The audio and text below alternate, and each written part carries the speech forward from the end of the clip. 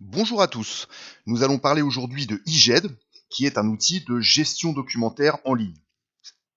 Cet outil, il va nous permettre de centraliser tout notre patrimoine documentaire, de le sécuriser, de rechercher facilement des documents, de les partager avec d'autres utilisateurs, et puis de dématérialiser vos process pour gagner un maximum de temps. Cette solution, elle est accessible en ligne depuis n'importe quel navigateur. Là, je suis sur Google Chrome, mais j'aurais pu être sur Firefox ou même sur Safari si j'étais sur Mac. Retenez aussi qu'il y a une appli mobile, donc on peut vraiment accéder depuis n'importe où à la GED. On remarque en haut à gauche un petit cadenas qui nous dit qu'on est sur une connexion HTTPS sécurisée, le même niveau de sécurité qu'un site bancaire. Ici, j'ai rentré mon login et mon mot de passe, et donc en me connectant, je vais accéder à mon espace personnel. Une fois connecté, je découvre la page d'accueil de la GED. Cette page d'accueil, je suis censé n'y passer que quelques secondes au moment où je me connecte, mais ce qui va être intéressant, c'est que je vais avoir accès ici à un tableau de bord au milieu qui va me dire si j'ai des choses en cours, des flux en cours dans la solution GED. Là, en l'occurrence, vous voyez, j'ai une notification, une alarme dépassée. On verra qu'on peut mettre des rappels sur les documents pour être sûr de ne pas dépasser des dates butoirs. Bon bah là, la page d'accueil me dit que j'ai dépassé une alarme sur un document. Je suis en retard. Et donc en cliquant ici, je pourrais voir de quel document il s'agit et traiter le problème. Sur cette page d'accueil, outre le tableau de bord, on a également des infos à gauche pratiques, combien d'espace il nous reste, par exemple, etc. Mais le gros des choses se passe ici, là-haut, dans l'onglet GED. C'est là le cœur de l'outil et on va le découvrir tout de suite. Comme vous pouvez le voir, la GED s'organise de la manière suivante, en arborescence, comme on peut le voir à gauche ici, avec des sous-dossiers et des dossiers. C'est très simple, ça fait penser à une arborescence Windows. Ça, tout le monde est familier avec ça. Si vous aviez déjà en local sur votre ordinateur des dossiers avec lesquels vous aviez l'habitude de travailler, je vais prendre un exemple. Ici, moi, j'ai un dossier existant. On imagine que c'est sur ce dossier que j'avais l'habitude de travailler avant la GED. Demain, j'ai la GED. Je souhaite intégrer ce dossier directement dans la GED. Rien de plus simple. Je prends le dossier existant et je le glisse. Vous voyez, il est en train de se déposer tranquillement. Et on va retrouver le fameux dossier existant avec tout son contenu, ses sous-dossiers et les fichiers à l'intérieur. Donc on peut commencer à travailler très rapidement sur cet outil en utilisant les dossiers qu'on avait déjà en local. Une fois l'arborescence structurée, il va falloir ajouter du contenu dans cette GED-là. Et là, on va avoir plusieurs manières. J'ai envie de dire, tous les chemins mènent à la GED. Alors on va en voir quelques-uns. Première manière de déposer du contenu, je peux tout simplement faire un glisser-déposer. C'est-à-dire que je vais prendre le document que je souhaite intégrer et le glisser où je souhaite dans l'arborescence. Voilà ma facture. On peut aussi faire en sorte que la GED surveille votre scanner. C'est-à-dire que tout ce qui va depuis le scanner atterrir ici dans le dossier scan, va être absorbé par la GED et déposé à l'intérieur. Je peux prendre l'exemple, je prends ma facture, je simule que je vais au scanner pour scanner le document. En toute logique, il atterrit dans ce dossier scan et on va voir qu'on va le retrouver absorbé dans la GED. Je peux également ajouter des documents à la GED depuis un logiciel. Là, je vais ouvrir le logiciel Excel, par exemple, mais j'aurais pu travailler depuis n'importe quel logiciel. C'est-à-dire, vous êtes sur Sage, vous êtes sur Quadratus, vous êtes sur Berger-Levrault, sur EBP, sur n'importe quel logiciel métier en train de travailler sur un document. Vous voulez l'envoyer dans la GED sans avoir à enregistrer, sans avoir à sortir de ce logiciel tiers. Pour l'envoyer, on va faire Fichier, Imprimer. Je sélectionne l'imprimante GED, qui ne va rien imprimer du tout, qui va rediriger le document dans la GED. Donc là, la passerelle est toute vue entre n'importe quel logiciel et la GED, puisque dès lors qu'on a accès à l'imprimante, on peut avoir un chemin tout tracé vers la GED. Il est également possible d'ajouter des documents dans la GED directement depuis la messagerie Outlook, que beaucoup utilisent, puisque nous avons un connecteur Outlook. Si j'ouvre ici ma messagerie, vous voyez qu'on retrouve à droite les dossiers de la GED, toute l'arborescence que je peux déployer évidemment. Je peux même prévisualiser les documents ici. Et donc forcément, je vais pouvoir glisser mes emails directement dans le bon dossier, si je souhaite les intégrer à la GED. Ou même faire un clic droit, voyez, et retrouver ces options, sauvegarder cet email dans la GED, avec ou sans ces pièces jointes. Ce petit nuage, présent sur mon bureau, est également une passerelle vers la GED. C'est en fait un petit widget qui va faire le lien entre la GED et mon ordinateur. Je vais donc pouvoir déposer des documents dans la GED sans forcément avoir à ouvrir le navigateur Internet. Je peux me contenter de glisser le document dans le petit nuage. Je prends ma facture et je la fais glisser directement. Une fois le document déposé dans la solution, on va bénéficier de deux fonctionnalités fondamentales, deux fonctionnalités de base. La première, c'est ce qu'on appelle l'horodatage du document. Vous voyez ici, il y a la date de dépôt du document. Si je la survole, eh bien je vois quel collaborateur a déposé ce document, quand et à quelle heure. Cet horodatage, il va donner au document une valeur probatoire. Je vais pouvoir me passer des originaux papier, puisque la copie numérique dans la GED fait foi. Et donc, en cas de catastrophe, incendie, tout ce que je ne vous souhaite pas, où vous perdriez vos archives papier, voilà, avec la GED, vous seriez protégé contre tout ça. La deuxième fonctionnalité majeure dont on bénéficie avec la GED, c'est ce qu'on appelle l'OCR. Qu'est-ce que l'OCR? C'est la capacité qu'a cet outil à lire les documents. En fait, la GED sait lire tous les chiffres, toutes les lettres présentes dans le corps d'un document. Et de ce fait, on va pouvoir s'appuyer sur n'importe lequel de ces mots ou de ces chiffres pour effectuer là-haut une recherche. Et on va voir que ça va être très très pratique. Par exemple, je tape un numéro de facture.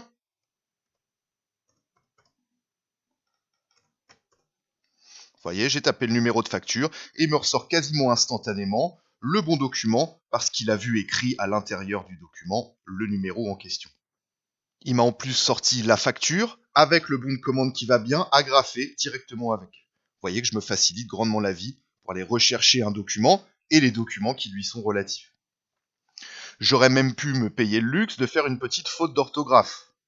Vous voyez là, si à la place de 705, je tape 604, par exemple, eh bien, vous voyez, il me ressort quand même le bon document. Il me le surligne en orange, puisque le niveau de pertinence est moindre, mais il me le ressort quand même.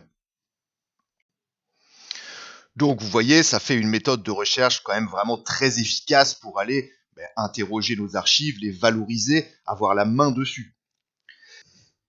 Sachant aussi que cette méthode de recherche par mots-clés, elle est complémentaire dans la GED d'une autre méthode de recherche qu'on appelle les requêtes, ici là-haut. Qu'est-ce que les requêtes? Ça va être une recherche plus poussée, une recherche multicritère. On va renseigner un certain nombre de critères. Par exemple, on va lui dire « Sors-moi toutes les factures supérieures à tel montant, antérieures à telle date, émises par tel fournisseur, déjà payées. » Vous voyez, on va pouvoir faire une recherche en empilant comme ça plusieurs critères pour tamiser les informations. On lui soumet notre requête et vous voyez qu'il nous sort tous les documents concernés par ces critères. Donc deux méthodes de recherche, la recherche par mots-clés et la requête, qui sont complémentaires.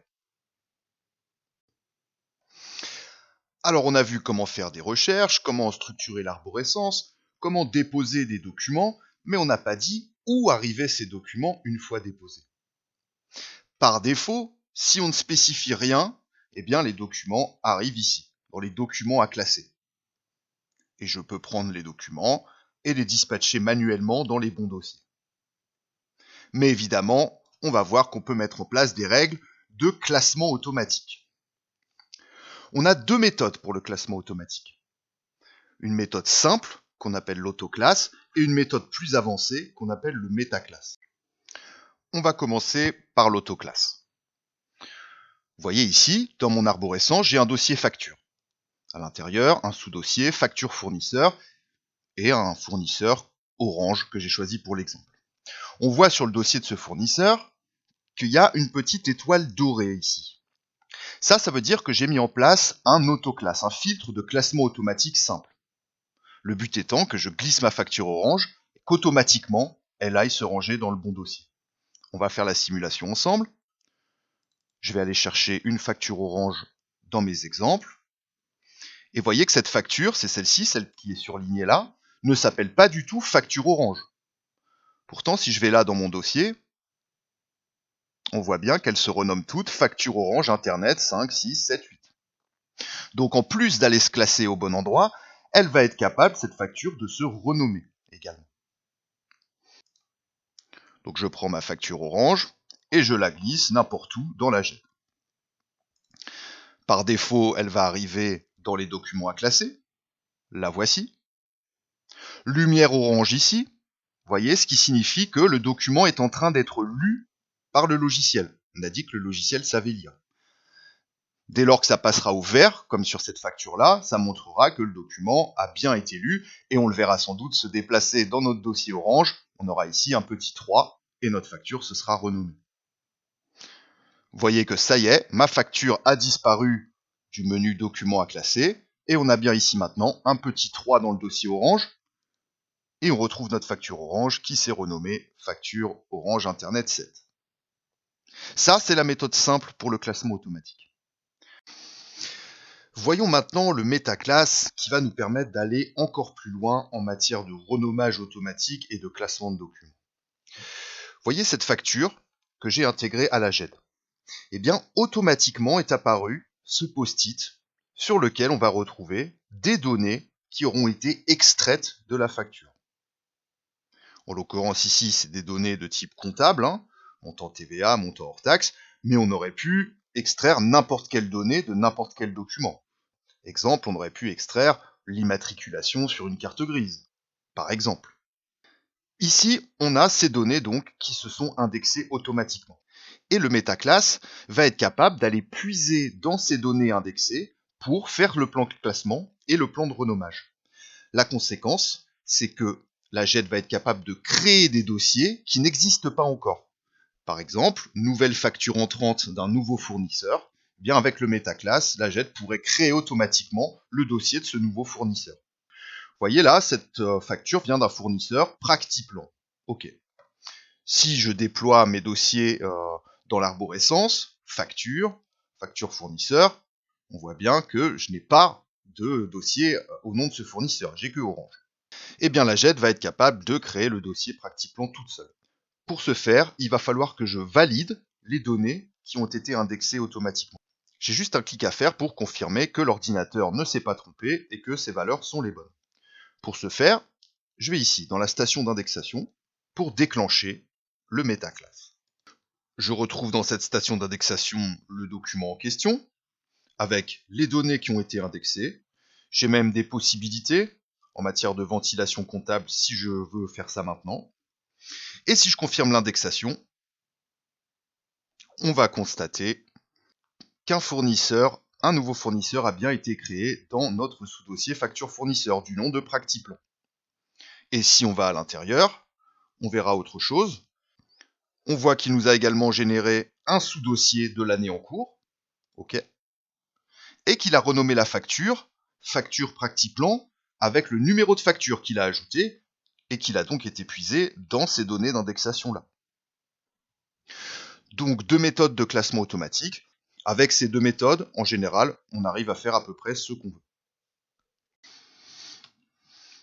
Ensuite, il y a un certain nombre d'actions qu'on peut réaliser sur les documents. Vous voyez là, j'ai un document. Sur la ligne, il y a un certain nombre de symboles qui sont autant d'actions que j'ai réalisées sur ce doc-là. J'ai ici un panel d'outils à ma disposition, des outils assez simples, calqués plus ou moins sur ceux d'un bureau réel, découpés, agrafés, tamponnés. Vous voyez, c'est relativement intuitif. Alors on va en décrire certains, je vais peut-être pas tous les décrire maintenant, mais on va voir les principaux en les prenant de gauche à droite sur notre ligne ici. Alors déjà, tout à gauche de la ligne, on a la miniature du document. Ça, c'est pratique, c'est ergonomique, puisqu'on peut visualiser le document en un survol. Pas besoin de double-cliquer pour qu'il s'ouvre, etc. Là, c'est un confort de travail, c'est juste à le survoler pour le visualiser. Si je poursuis de gauche à droite, on retrouve ici l'association.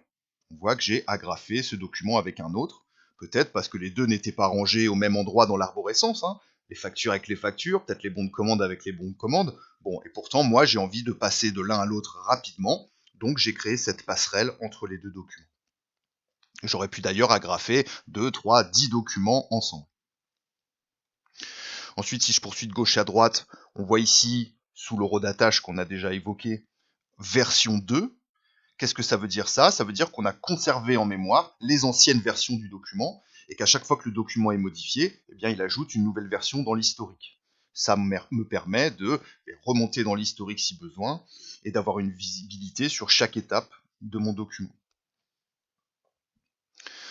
On a ensuite ici un tampon payé qui nous indique que la facture a été payée, telle heure, telle date, par tel collaborateur.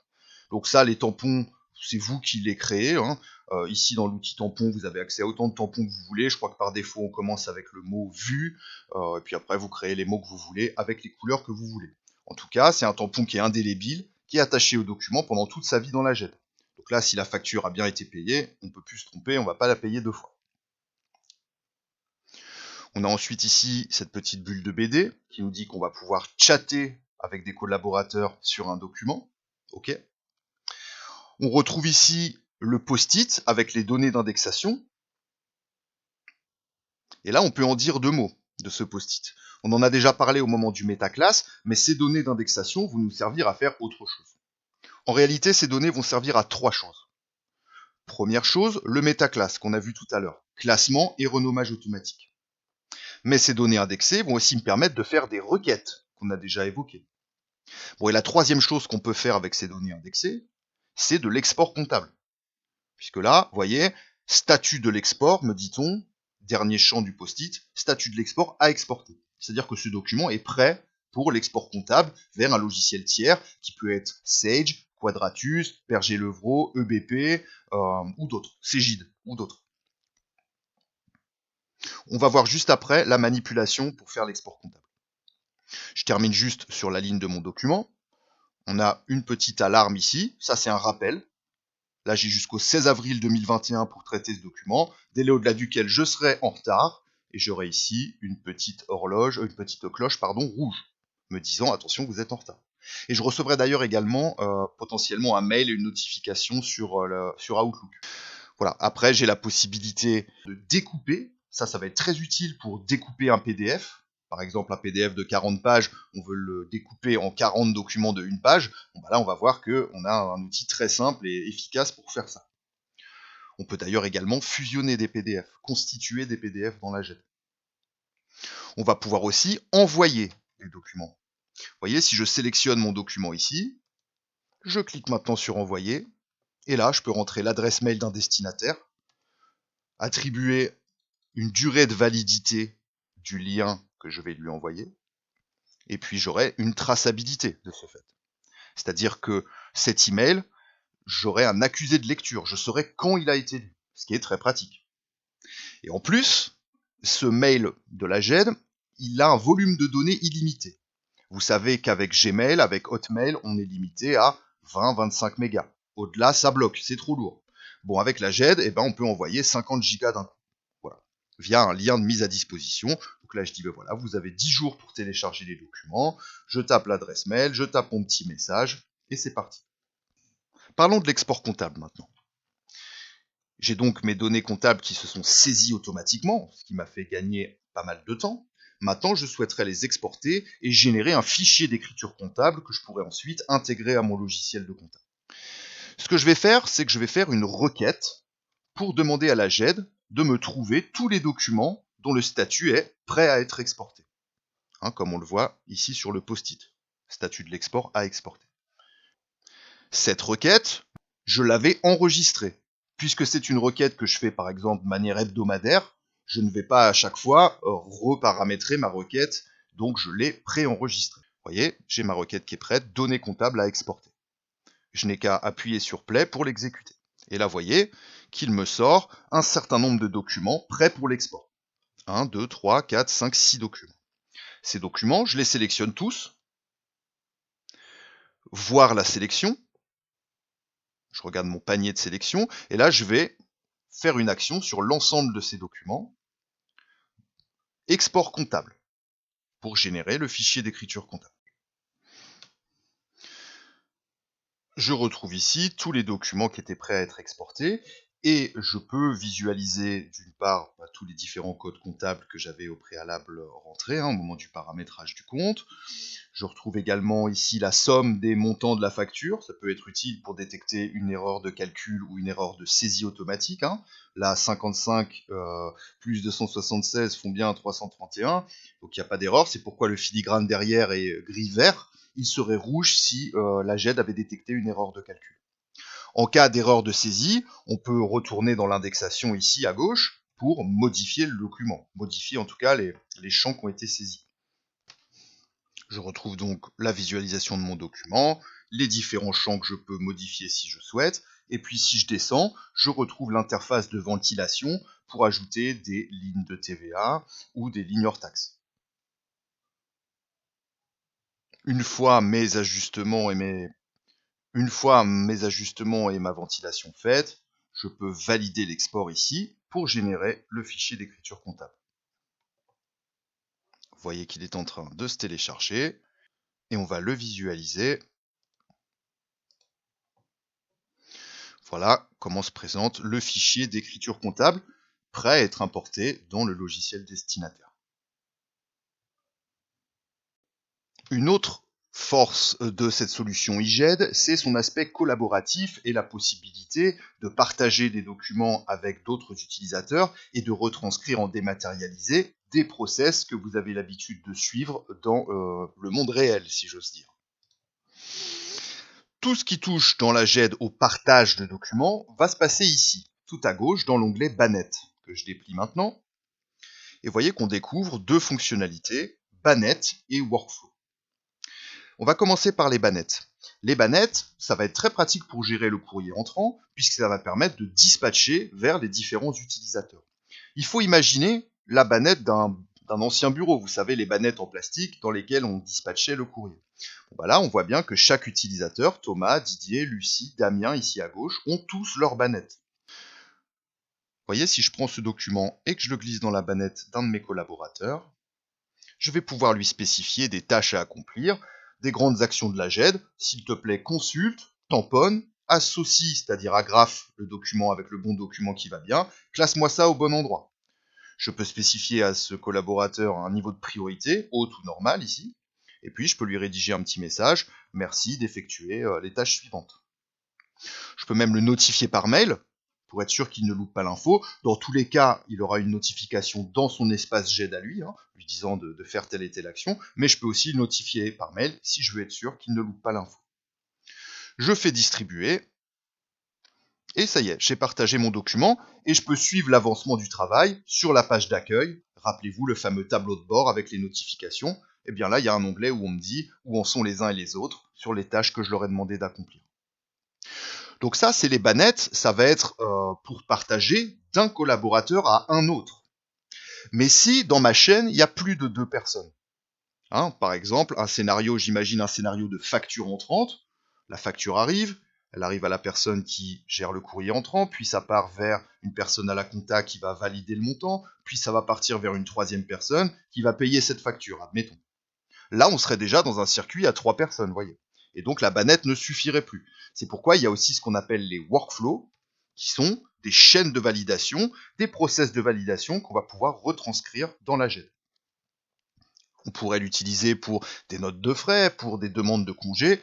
Ici, je vais prendre l'exemple d'une validation de facture entrante. Un workflow peut se déclencher de 2 manières. Soit je prends ma facture entrante, celle-ci, et je la glisse dans le workflow pour le déclencher. Soit le workflow se déclenche automatiquement. Il y a pas mal de facteurs possibles pour un déclenchement automatique de workflow.